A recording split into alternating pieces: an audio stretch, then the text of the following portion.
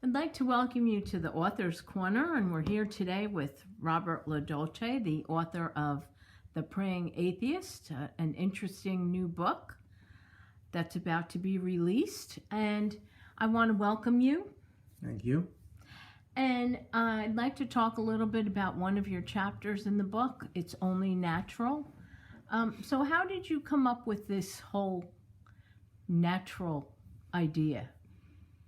Well, it goes back to The Praying Atheist? Atheism and the believer, where the burden of proof is really on the believer. So, in other words, to me, it's obvious that everything's natural. What else could it be?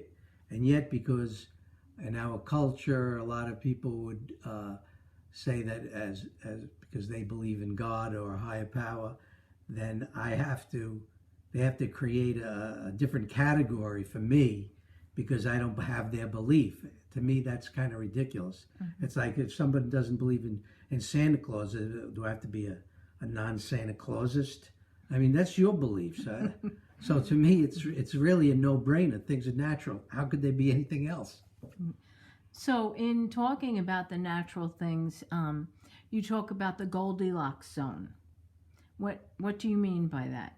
What's meant by that? Well, that was just one example that I used because I was reading a book once about what scientists talk about our solar system, and that it was a Goldilocks zone. It happened that it was perfect for us to evolve in. Mm-hmm. The sun is at a perfect distance, so we don't burn up, hot, and we don't freeze to death. The circumstances were so perfect for us to be created in it that some scientists hinted at the idea that it was such an astronomical event that it might not be natural. It might be, spiritual. But that, to me, that's looking at it backwards. We're exactly a product of that occurrence. That's all. It's just a natural event. If you look at it backwards, I think they were looking at it backwards. Sure, it was an unusual occurrence in nature. Right.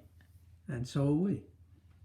And you also, in this chapter, have an interesting comparison. You say everything is natural, and you talk about the Beaver's Dam and compare it. Yeah, well, that's really just an example, and I've heard it used before.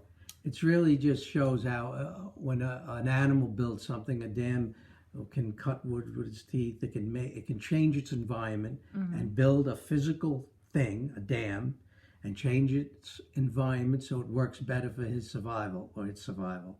Mm-hmm. And we'll call that a natural event in nature. But when we come along and we build a fancy dam and it's got with things that we got from the environment. But yet we'll call ours unnatural. It just doesn't make sense to me. Yeah.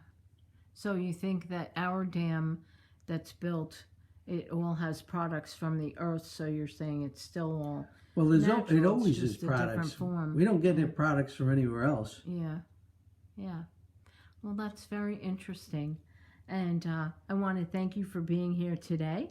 I'm sure we will see you again shortly in the Author's Corner, and your book is great, has a lot of thought-provoking ideas, and thank you for explaining a little bit about it's natural. Thank you. Okay.